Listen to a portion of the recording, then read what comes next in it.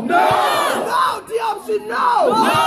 No with colonization, no! No! No with colonization, no! Lede van die studenteorganisasie Open Stellenbosch het maandagoggend 'n politieke wetenskaplesing ontwrig deur plakate te dra wat lees I can't breathe, terwyl hulle uit volle bors down with the T-option geskree het. Down with the option! Down with the option! Down with the option! Down with the option!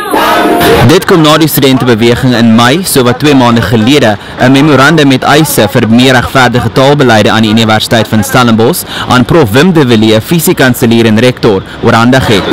We don't want to cause disruption. We don't want to cause havoc within this university. We just want our voices to be heard. It is not fair that we are being oppressed. No one is listening to us. We don't know what it means. Open Stellenbosch is not a radical movement where we go against people. But at the end of the day, we just want change to take place. Ek is Ronaldo Sharp in Stellenbosch vir Netwerk 24.